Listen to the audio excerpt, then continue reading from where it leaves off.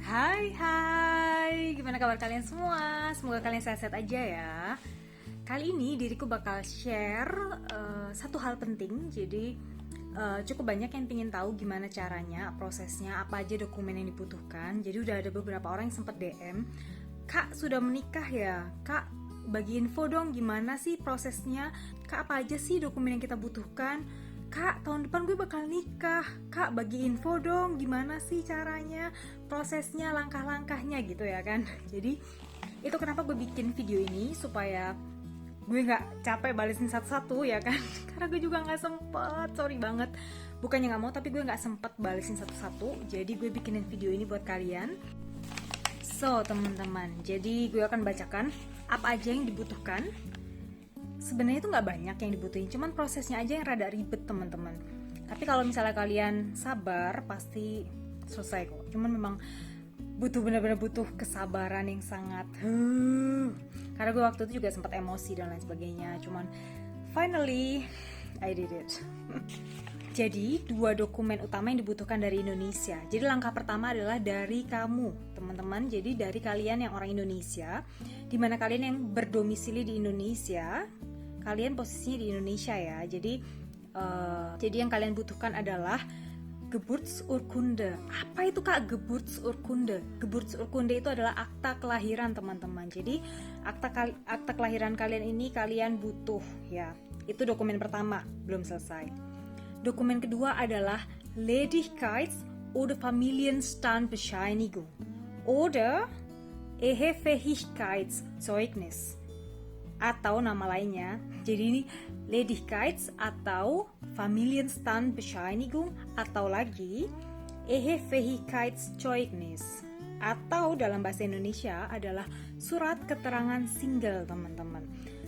Nah, jadi dua surat ini ya, Geburtsurkunde, akta kelahiran, dan surat keterangan single adalah 2 hal yang paling kalian butuhkan. Jadi pada saat gue dulu proses itu sempet anak les gue, jadi murid gue, dia sempat bilang kalau gue butuh surat domisili. Hah, gue butuh surat domisili? Akhirnya gue juga ngurus surat domisili, bahkan gue udah translate, dan ternyata sama sekali nggak dibutuhkan. Jadi gue buang-buang duit buat ngurus surat domisili dan lain sebagainya, karena translate itu juga mahal ya teman-teman, itu hitungannya per lembar. Jadi gue buat surat domisili itu sia-sia banget sih, itu sia-sia. Jadi surat domisili itu nggak butuh gitu teman-teman. So, jadi dokumen yang kalian butuhkan paling utama, langkah pertama adalah 2 dokumen itu. Setelah itu kalian butuh lagi 1 dokumen, tapi 1 dokumen ini bakal kalian lakukan di Jerman teman-teman. Jadi kalian jangan mikir dulu yang dokumen yang terakhir ini. Jadi dokumen yang terakhir ini adalah Eigene Eidesstattliche Versicherung atau sumpah deklarasi kalau kamu itu belum pernah menikah sama sekali teman-teman. Nah, kalau kasus kamu udah menikah, wah itu bakal ribet lagi. Buka aja di Kedutaan Besar Jerman, di situ bakal ada dikasih kok kayak lembaran yang detailnya kamu butuh apa aja kalau kamu sudah pernah menikah dan kamu mau menikah lagi dengan warga negara Jerman. Kayak gitu. So, jadi yang tadi dokumen ketiga adalah sumpah deklarasi. Dan sumpah deklarasi itu kalian lakukan saat kalian udah di Jerman ya. Jadi gak usah dipikirin dulu, itu terakhir. Jadi yang paling penting adalah 2 ini tadi, adalah akta kelahiran dan surat keterangan single. Kita langsung ke prosesnya ya. So, akta kelahiran pasti kalian semua punya kan. Kalau ada yang belum punya, ya kalian urus dulu, itu urusan kalian pribadi. Nah, yang kedua adalah surat keterangan single. Gimana Kak ngurus surat keterangan single? Nah, ngurus surat keterangan single ke RT, RW kalian ajukan. Kalian bilang aja ke Pak RT, Pak saya mau ngurus surat keterangan single. Minta ini dong Pak, surat pengajuan semacam kayak gitu. Kalian ngomong ke RT RW, ke RT dulu, terus nanti kalian akan dilanjutkan ke RW. Habis itu kalian akan dilanjutkan ke kelurahan. Dan dari kelurahan biasanya itu ada yang tergantung kota di mana kalian tinggal ya teman-teman. Jadi pada saat dulu itu gue tuh nggak harus ke kecamatan teman-teman. Jadi gue langsung dari kelurahan tuh gue langsung ke catatan sipil. Jadi pada waktu itu gue dari kelurahan tuh gue langsung ke catatan sipil. Jadi nggak ada kebutuhan di kecamatan teman-teman. Jadi gue langsung ke catatan sipil. Gue lanjutkan surat-surat gue yang dari RT, RW dan kelurahan itu. Gue lanjutkan ke catatan sipil buat ngurus surat keterangan single.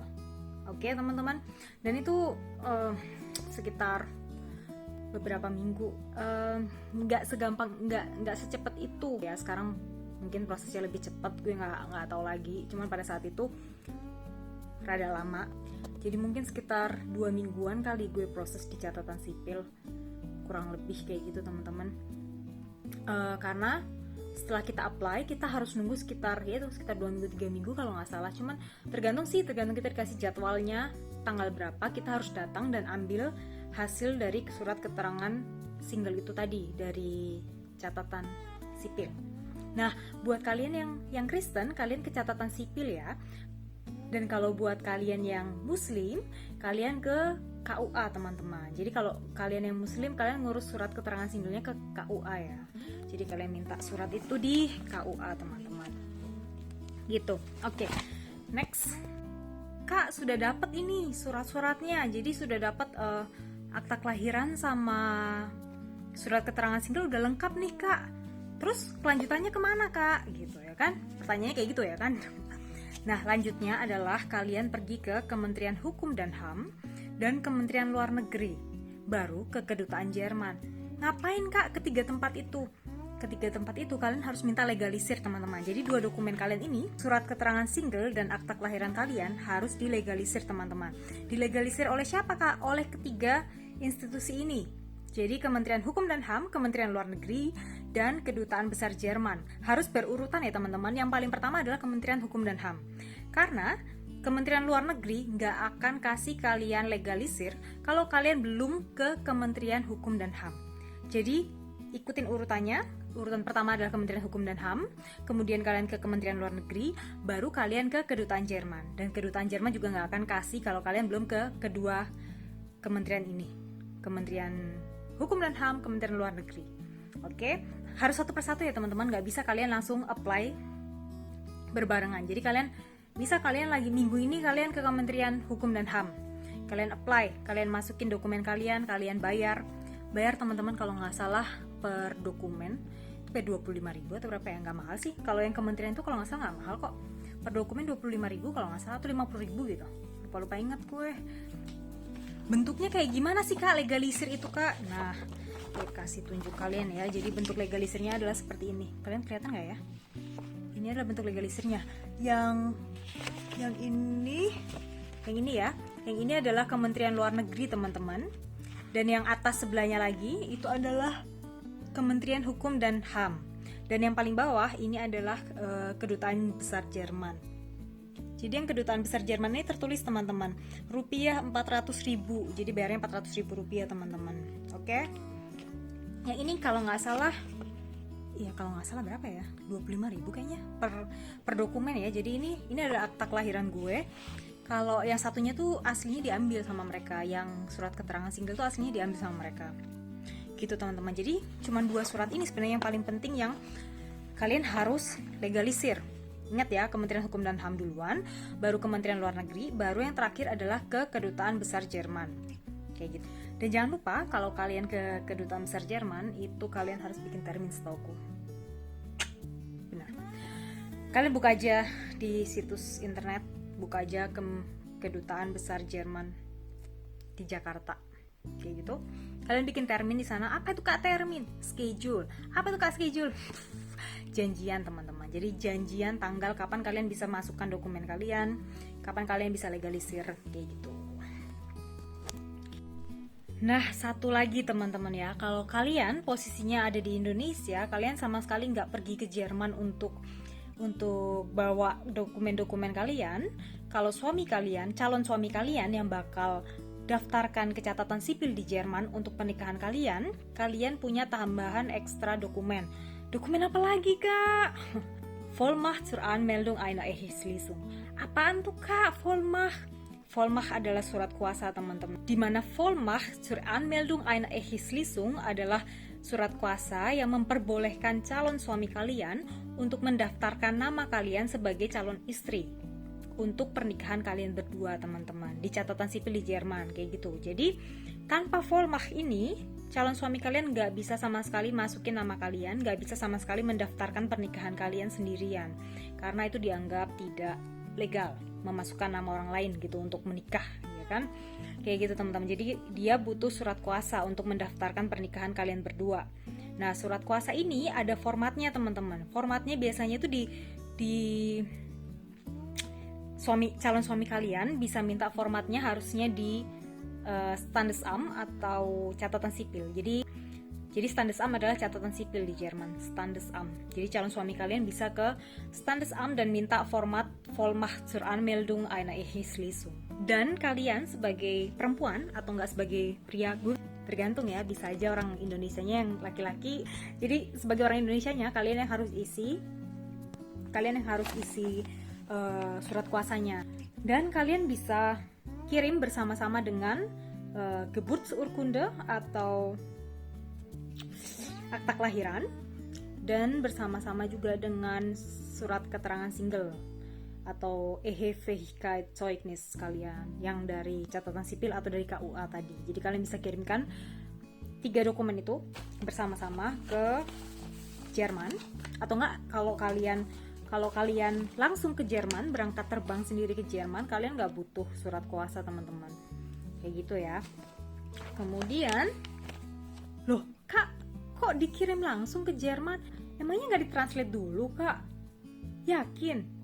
Nah ini lagi, jadi ada beberapa kasus teman-teman, beda-beda ya. Jadi setiap Standesamt, setiap kota itu beda-beda. Ada yang mereka percaya, mereka oke, nggak masalah translate-nya dari penerjemah tersumpah yang ada di Indonesia, nggak masalah. Tapi ada juga teman-teman yang kota-kota yang tidak menerima hasil translate dari negara asal atau hasil translate di luar Jerman. Jadi ada yang kayak gitu ya teman-teman. Itu contohnya adalah, salah satunya adalah gue. Jadi itu kenapa gue kemarin itu ngirimin dokumen-dokumen gue yang belum ditranslate. Padahal Geburtsurkunde atau akta kelahiran gue itu udah pernah gue translate, tapi mau nggak mau harus ditranslate ulang karena Standesamt kita nggak mau nerima hasil translate penerjemah tersumpah yang ada di Indonesia. Jadi mau nggak mau kita translate lagi, dan juga sekalian translate yang lainnya, yang sekalian kita translate surat keterangan singlenya juga, kita translate lagi ulang di sini. Jadi kalian cari aja penerjemah tersumpah Indonesia Jerman kayak gitu, kalian cari yang di daerah dekat kalian. Kalau di kita di Stuttgart ini ada namanya Tante Heidi. Nah Tante Heidi ini dia penerjemah tersumpah Indo Jerman. Kalian kalau butuh kontaknya mungkin bisa kontak gue atau mungkin bisa chat aja kalau kalian udah sejauh itu ya teman-teman. Kalau kalian belum, masih awal-awal aja, kerjain dulu, prosesnya panjang, sekitar 5-6 bulanan teman-teman waktu itu gue. Jadi ya cukup panjang gitu teman-teman. Oke, jadi kirim berkas-berkas kalian, dokumen kalian itu tadi, 3 itu tadi ya. Jadi akta kelahiran, kemudian surat keterangan single, dan Vollmacht atau surat kuasa itu belum ditranslate, jadi masih dalam bahasa Indonesia kalian kirim, sudah dilegalisir ya, jangan lupa, sudah dilegalisir oleh 3 pihak ini. Kirim ke Jerman, kirim ke calon suami kalian, dan calon suami kalian bisa proses pengajuan. Oke? Nah teman-teman, kalau sudah dokumennya udah di Jerman, itu udah jadi urusan calon suami kalian ya. Jadi biar dia yang mendaftarkan pernikahan kalian di catatan sipil, itu udah urusan dia yang atur, dia yang bisa tanya-tanya sendiri ya kan, udah besar juga, udah mau menikah, masa nggak tahu gimana caranya. Dia bisa tanya-tanya sendiri di Standesamt atau di catatan sipil gimana pendaftaran dan lain sebagainya. Kalau dia sudah mendaftarkan pernikahan kalian, biasanya dia akan mendapatkan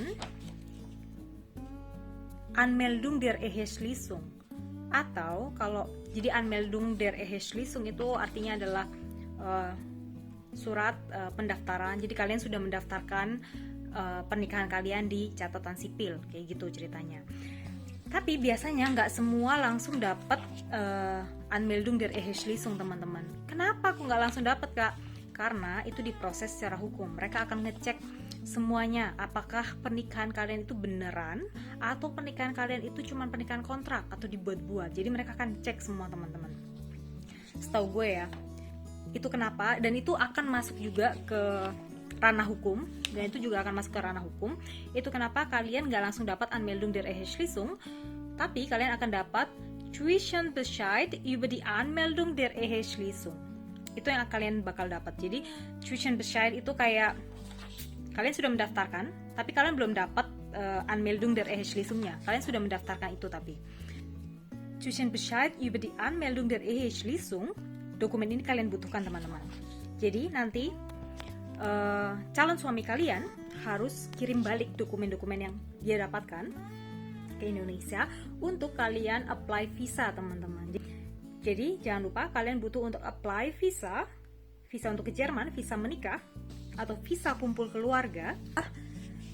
Jadi yang kalian butuhkan adalah die Anmeldung der Eheschließung atau Zwischenbescheid über die Anmeldung der Eheschließung.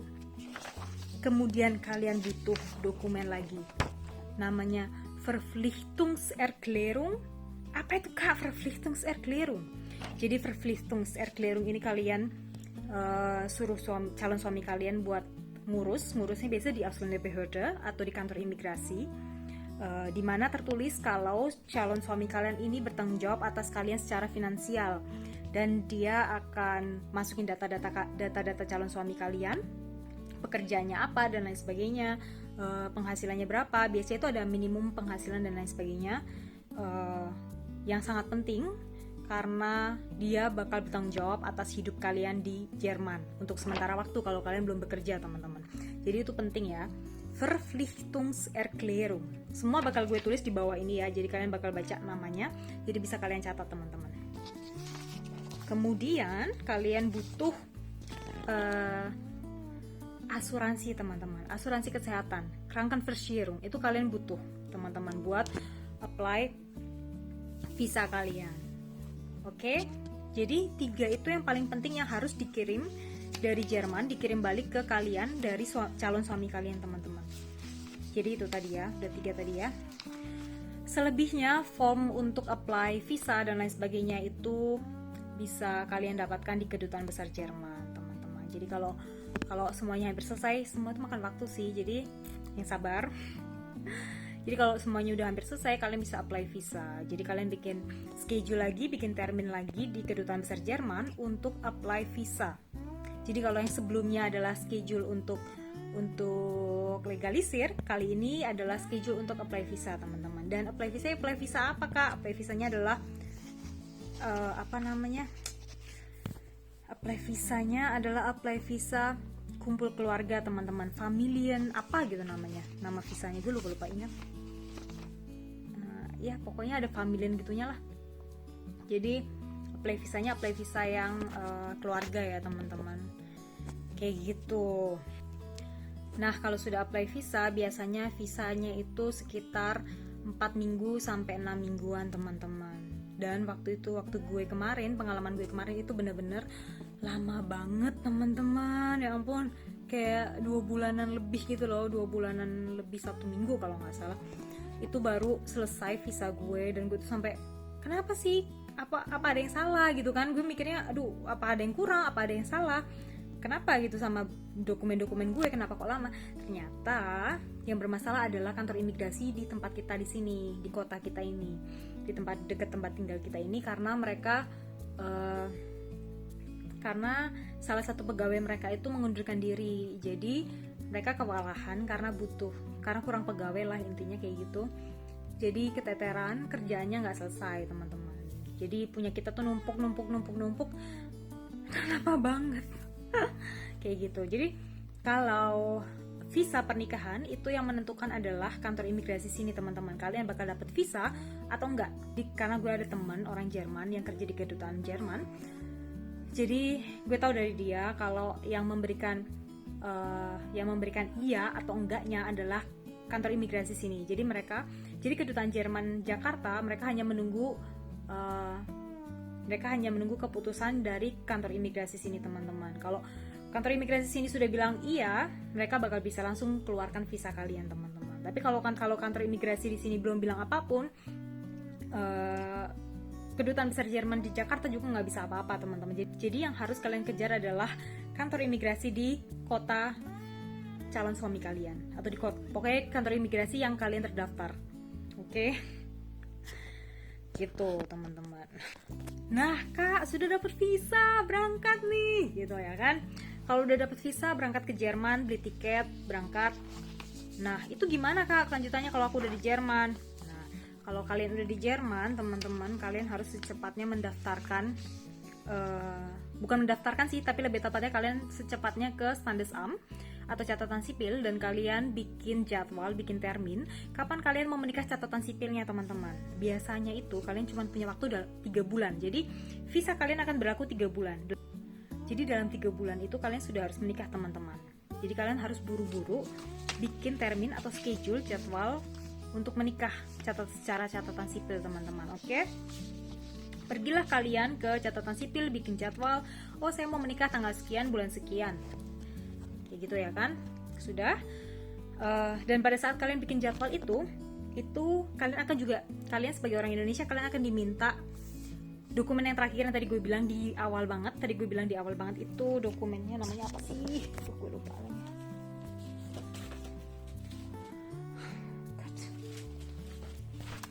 Eigene Eidesstattliche Versicherung atau sumpah, teman-teman. Apa sih? Tadi gue tuh catatan gue tuh udah ada loh. Sumpah deklarasi, teman-teman, yang menyatakan kalau kalian belum pernah menikah, teman-teman. Jadi itu yang akan kalian lakukan juga pada saat kalian pada saat kalian bikin jadwal di Standesamt, bikin jadwal di catatan sipil kapan kalian mau menikahnya. Pada saat kalian bikin jadwal itu, kalian juga akan diminta langsung untuk bikin sumpah deklarasi. Nah, teman-teman, sumpah deklarasi ini, kalau kalian yang nggak bisa bahasa Jerman, karena gue lancar, mereka anggap gue bisa bahasa Jerman dan bahasa Jerman gue lancar, gue nggak perlu pakai ekstra penerjemah tersumpah. Jadi gue nggak, pada saat gue daftar atau pada saat gue sumpah deklarasi itu bahwa gue masih single, gue belum pernah menikah, gue nggak butuh Tante Heidi untuk mendampingi gue untuk melakukan sumpah deklarasi itu gue nggak butuh, teman-teman. Jadi gue nggak butuh penerjemah tersumpah, jadi gue bisa langsung ngomong kayak gitu. Tapi untuk kalian yang bahasa Jermannya masih terbata-bata atau mungkin masih di awal bahasa Jermannya, kalian kemungkinan besar akan membutuhkan penerjemah tersumpah untuk surat deklarasi itu, teman-teman. Kemungkinan besar kalian juga akan membutuhkan penerjemah tersumpah pada saat hari pernikahan kalian, teman-teman. Pada saat hari pernikahan catatan sipil kalian, teman-teman. Dan penerjemah tersumpah itu tidak murah, teman-teman. Jadi kalau nggak salah itu hitungannya per menit atau gimana ya, gue nggak tahu. Pokoknya itu contohnya salah satu teman, gue sebutin nama kali ya, lu pasti tahu nih, kalau nonton pasti tahu nih kau. Jadi salah satu teman yang menikah juga, dia bayar 300 euro kalau nggak salah buat 30 menit. Kalau nggak salah 300 euro buat 30 menit, teman-teman. Pada saat hari mereka menikah, itu mereka butuh penerjemah tersumpah karena dianggap yang perempuannya bahasa Jermannya belum fasih. Takutnya nanti calon suaminya ternyata ini ya kan, pemaksaan untuk menikah, dan calon istrinya nggak tahu apa-apa gitu ya kan. Makanya dia butuh penerjemah tersumpah itu tadi, teman-teman. Nah, jadi itu tadi yang kalian butuhkan dan gimana prosesnya. Semoga sangat bermanfaat buat kalian, semoga bisa membantu kalian yang lagi mau menikah, yang lagi berproses untuk menjalin hubungan yang lebih lanjut, yang lebih serius ke jenjang pernikahan. Selamat buat kalian. Semoga hidup pernikahannya dikaruniai banyak rezeki, banyak anak ya, dikaruniai banyak rezeki dan banyak anak ya kan, banyak anak banyak rezeki kata orang Indonesia gitu ya kan. Gitu, semoga kalian bahagia selalu dengan pasangan kalian, dan semoga video ini bermanfaat buat kalian ya. Kalau kalian ada pertanyaan ekstra boleh tanya, tapi ingat ya, ditonton sampai akhir dulu baru kalian tanya, atau enggak baca-baca cari informasi baru kalian tanya, karena kalau enggak capek orang balisinya satu-satu. Kalau kalian males baca, kalau kalian males nonton ya kan, coba deh kalian ditanya sama 1000 orang pertanyaan yang sama, kalian emosi nggak? Capek kan? Diriku juga capek, makanya aku bikin video aja, nanti bisa gue langsung share kalau misalnya ada yang nanya gimana prosesnya kayak gitu. Good, dan viel Glück, semoga berjalan dengan lancar proses pernikahan kalian. Sampai jumpa di video selanjutnya.